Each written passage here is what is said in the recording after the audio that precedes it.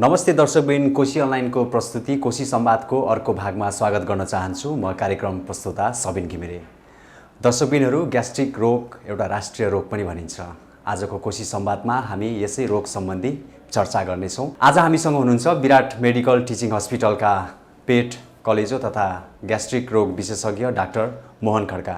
आउनुहोस् कार्यक्रममा उहाँलाई स्वागत गरौँ।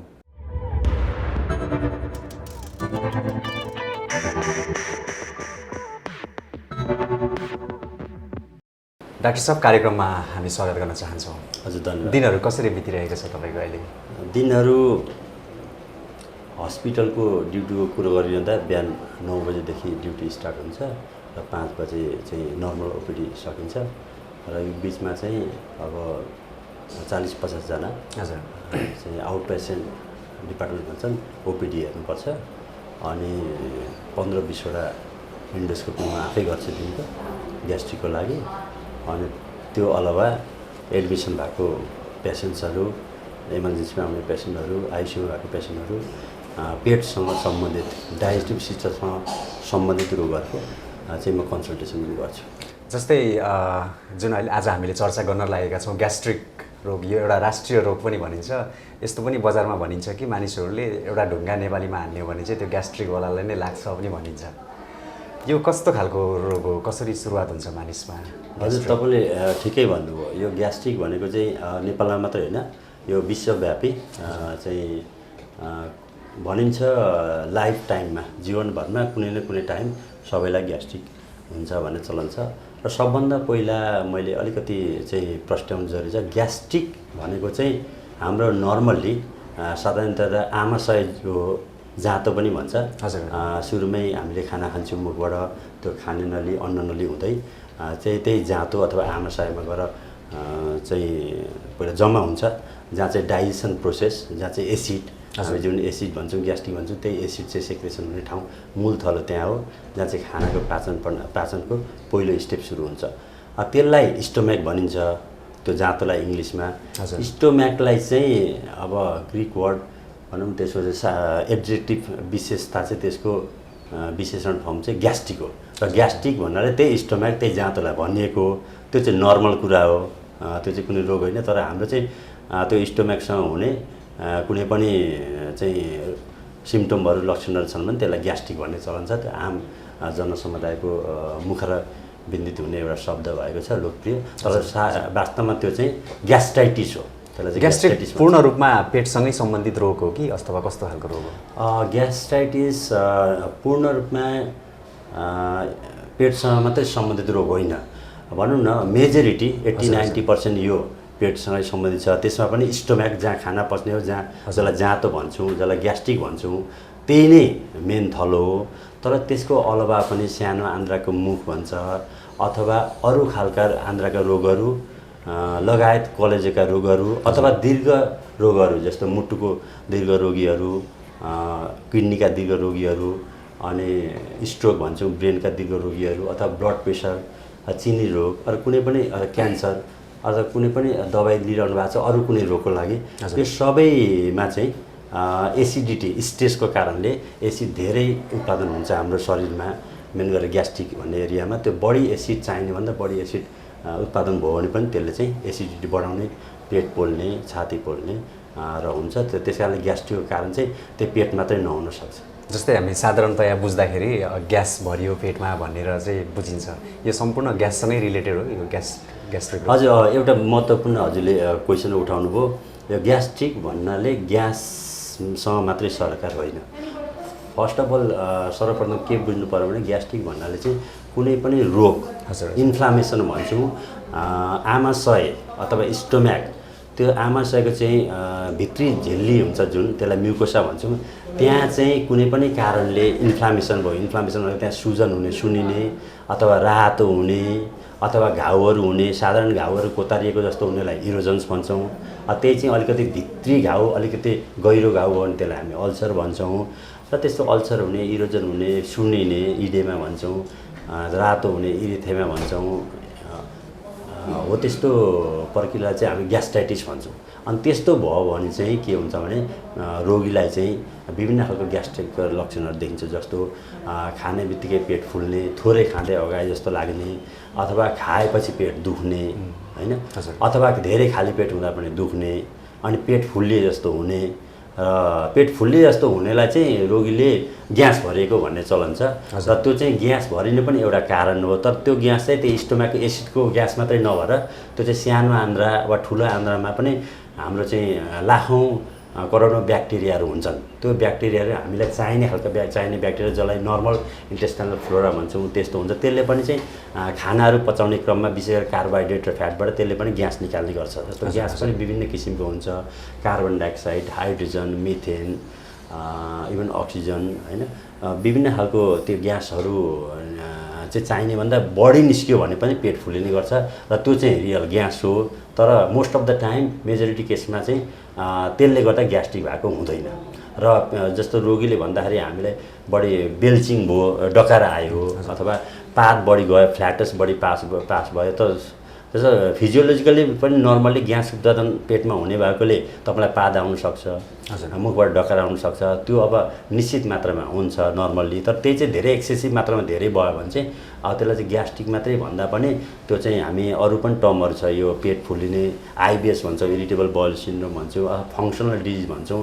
ठुलो रोग नभइकन पनि ग्यास चाहिँ भरेर पेसेन्टलाई अटसपटस हुने, अप्ठ्यारो हुने जस्तो हुन्छ। र अरू रियल कारणहरू जस्तो आन्द्राको रोगहरू भन्छ, इन्फ्लामेटरी बाउल डिजिजहरू जस्तो अल्सरेटिभ कोलाइटिस, क्रोन्स डिजिज भन्छ, अथवा टिबी, आन्द्राको पनि टिबी हुन्छ, अथवा क्यान्सर होइन, कुनै पनि आन्द्राको कहिलेकाहीँ इन्फेक्सन्स हुन्छ, एकिड ग्यास्ट्रोइन्टेराइटिस भन्छ, जस्तो ब्याक्टेरियल इन्फेक्सन्स, भाइरल इन्फेक्सन्स, विभिन्न खालको प्यारासाइटिकहरू, प्यारासाइट जस्तो नेपालमा धेरै परजीवीहरू प्यारासाइटहरू एकदमै कमन छन्। किन खानेकुराहरू हाम्रो अनहेल्दी हुन्छ, पानी अनहेल्दी हुन्छ, त्यसमा पनि चाहिँ ग्यास जम्मा हुनसक्छ। त्यसलाई ग्यास साधारण ढङ्गको ग्यास जम्मा भएको हो कि अथवा रोगै लागेर भएको, त्यो चाहिँ छुट्याउनु पर्ने हुन्छ। जस्तै हाम्रोमा कस्तो मान्यता छ भने खाना नखाएको कारणले गर्दाखेरि, भोको पेट भएको कारणले गर्दाखेरि चाहिँ नखाने, अनि कहिलेकाहीँ चाहिँ भेट्दाखेरि धेरै खाने, ओइली फुडहरू। मेन चाहिँ हाम्रो नेपालमा सिधा भाषामा बुझ्दाखेरि ओइली फुडहरू खायो भने चाहिँ ग्यास्ट्रिक हुन्छ भन्ने चाहिँ सुनिन्छ। कतिको सत्य हो अथवा कस्तो लिनुहुन्छ? हजुरले एकदमै महत्त्वपूर्ण सामाजिक एउटा साधारण जिब्रोमा जनजिब्रोमा आउने तपाईँले प्रश्न उठाउनु भयो। म अत्यन्तै खुसी भयो, किनभने म ओपिडीमा बस्दाखेरि दिनैपछि रोगीहरू हेर्छु। विशेष गरी यहाँ त सहरबाट पनि आउनुहुन्छ, गाउँघरबाट पनि आउनुहुन्छ, धेरै दूर दराजबाट पनि आउनुहुन्छ यहाँ होइन। नेपालको चाहिँ जस्तो पाहाडहरू भनौँ, इलाकाहरू भयो, तेह्रथुम भयो, भोजपुर भयो, खोटाङ भयो होइन, इलाम भोदेखि लिएर धनकुटा सबै सङ्घर्षवाद क्षेत्रका आउनुहुन्छ। कतिपय दुर्गम एकदम त्यहाँभित्रको पनि त्यो क्षेत्रको दुर्गमबाट आउनुहुन्छ र उहाँहरूले बोल्ने यही भन्नुहुन्छ। जस्तो अब ग्यास्ट्रिक भन्ने बित्तिकै उहाँहरूले चिल्लो चाप्लो बढी खायो भने, खोर्सानी बढी खायो भने, पिरो अमिलो बढी खायो भने, मासु बढी खायो भने ग्यास्ट्रिक हुन्छ। खानेकुरा चाहिँ टाइममा ठिक अब कम चिल्लो कम पिरो खायो भने चाहिँ ग्यास्ट्रिक हुँदैन भन्ने चलन छ। यो केही हदसम्म ठिक हो। तर ग्यास्ट्रिक गराउने कारण चाहिँ महत्त्वपूर्ण कारण भनेको ब्याक्टेरियाले ग्यास्ट्रिक गराउँछ भन्ने हामी धेरैलाई थाहा छैन। जसरी ब्याक्टेरियाले निमोनिया गराउँछ, जस्तो अहिले कोरोना भनौँ न, कोरोना भाइरस सबैलाई थाहा भइसक्यो, कोरोनाले निमोनिया गराउँछ र कतिपयको ज्यान पनि जान सक्छ। त्यस्तै कोरोना भाइरस भने जस्तो अर्को आँखाले नदेख्ने ब्याक्टेरिया पनि हुन्छ। त्यो ब्याक्टेरियालाई को नाम हो हेलिकोब्याक्टर पाइलोरी, एच पाइलोरी भन्छ। त्यो चाहिँ त्यसले चाहिँ ग्यास्ट्रिक गराउने र ग्यास्ट्रिक चाहिँ धेरै भएपछि अल्सर हुने होइन, त्यो पनि धेरै लामो समय भने क्यान्सरसम्म हुने, अथवा अल्सर पनि नभए क्यान्सर पनि हुने हुन्छ होइन, स्टोमाको ग्यास्ट्रिकको सानान्द्राको मुखको। त्यो चाहिँ महत्त्वपूर्ण कारण र मेजोरिटी केसमा नेपालमा मात्रै होइन, even develop countries America, UK होइन, युरोपमा पनि त्यो ब्याक्टेरिया चाहिँ महत्त्वपूर्ण कारण हो। ग्यास्ट्रिक जुन भन्छौँ ग्यास्ट्राइटिस, त्यो मात्रै होइन, पेप्टिक अल्सर डिजिज भन्छौँ। अझै ग्यास्ट्रिक भन्दा अलिक डिपली गयो, अलिक बढी त्यसले चाहिँ सङ्क्रमण गर्यो भने र क्यान्सर पनि हुनसक्छ। त्यो चाहिँ हेलिकोब्याक्टर पाइलोरीले गराउँछ। तर नेपालमा चाहिँ हामीलाई ब्याक्टेरियाले पनि ग्यास्ट्रिक गराउँछ भन्ने कन्सेप्टै छैन।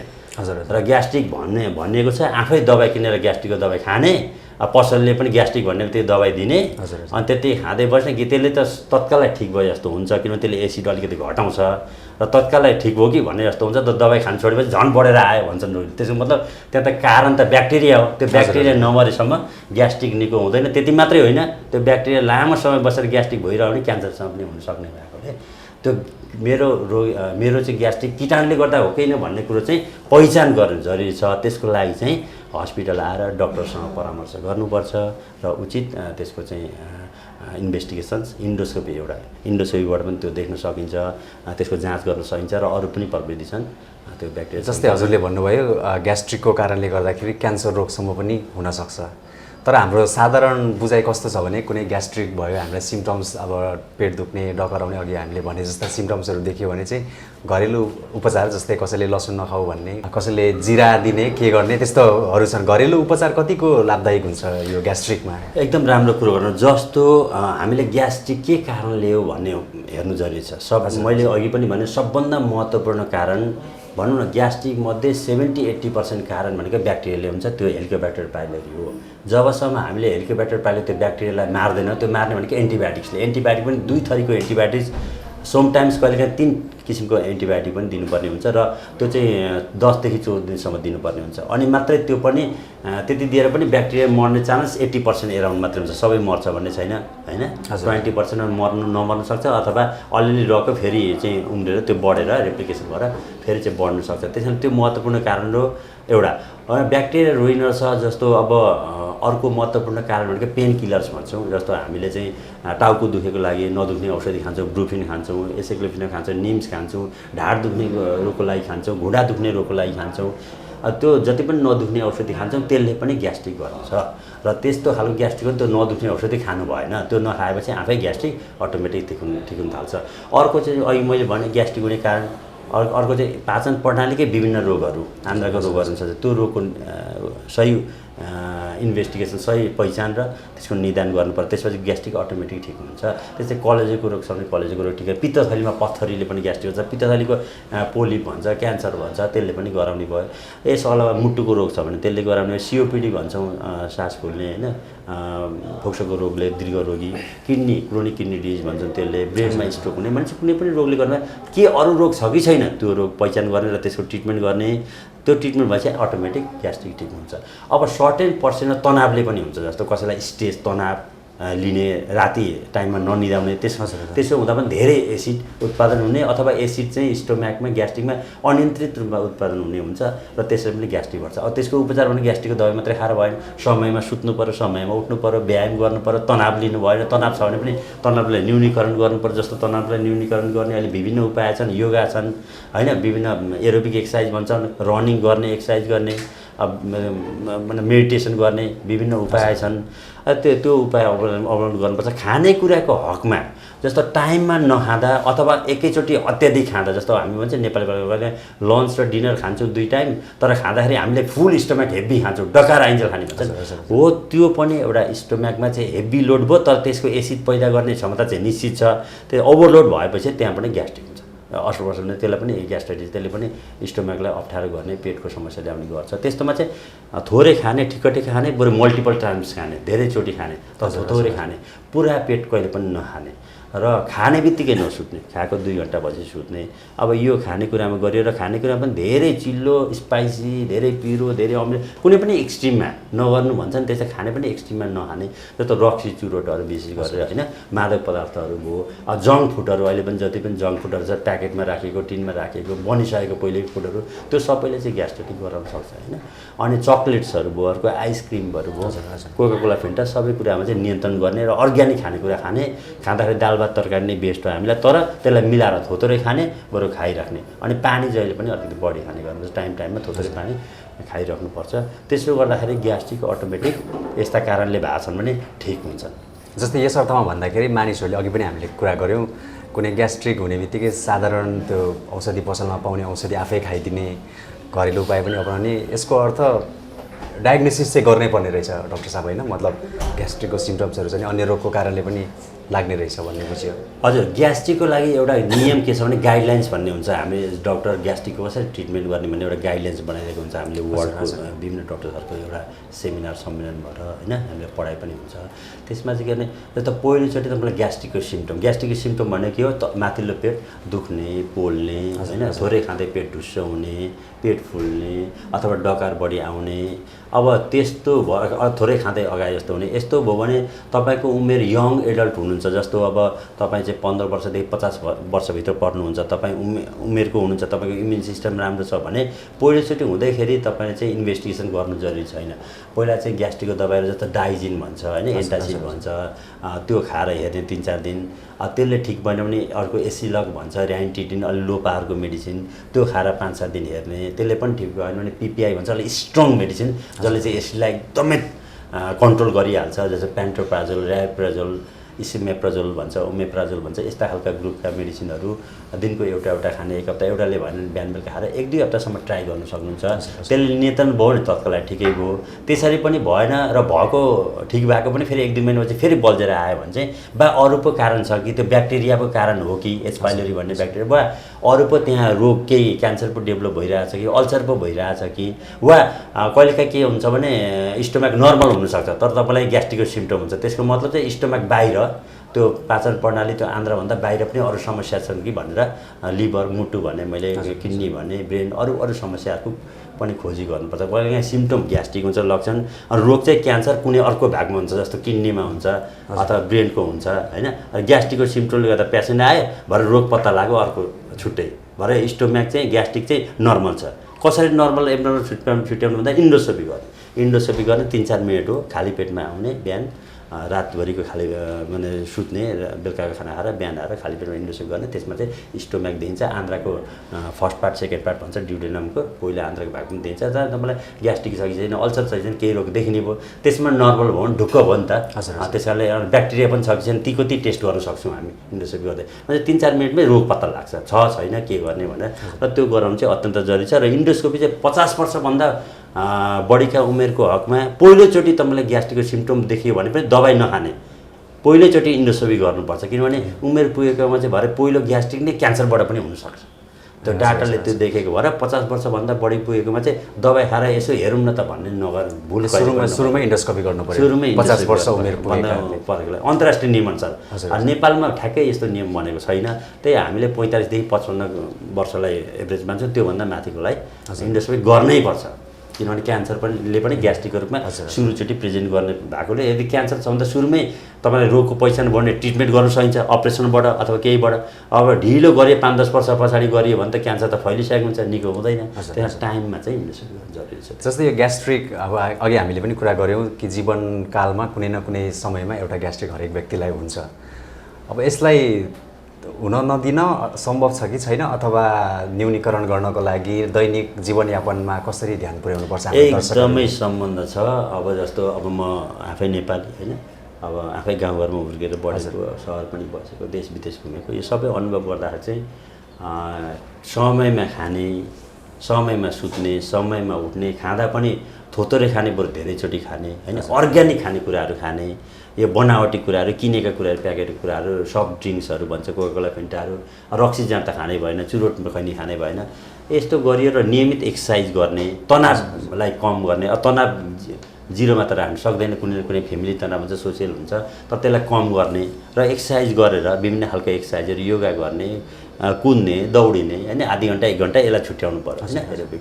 अब लाफिङ भन्छ एउटा विवेकानन्दको मैले देखेको छु मलाई लाफिङ खालको थेरापी भन्छ त्यो पनि एउटा एकदम हाँस्ने थेरापी त्यो पनि एकदम राम्रो लाग्छ। पनि विभिन्न खालको मोडालिटी हुनसक्छ कि तपाईँ तनावमुक्त हुनु पर्यो त्यस्तो गर्ने नियमित र त्यसको अलावा पनि कसैलाई ग्यास्ट्रिक हुनसक्छ त्यस्तो भयो भने चाहिँ तपाईँ ब्याक्टेरियाको ग्यास्ट्रिक हुनसक्छ त्यो ब्याक्टेरिया चाहिँ खानेकुराबाट सर्ने र खानेकुरा पानी अथवा सागसब्जीहरू अथवा खानाबाट सर्ने भएकोले दिशा मिसिएर सर्ने भएकोले त्यो चाहिँ जला पनि हुनसक्छ। त्यस कारणले त्यस्तो चाहिँ तपाईँ टाइममा सुते पनि टाइममा उठे पनि राम्ररी खाए पनि योग गरे पनि म ठिक छु भने पनि त्यस्तो ग्यास्ट्रिक चाहिँ ब्याक्टेरिया ग्यास्ट्रिक हुनसक्ने भएकोले इन्डोस्कोपी गरेर टेस्ट गराउँदा राम्रो त्यस्तो हकमा चाहिँ।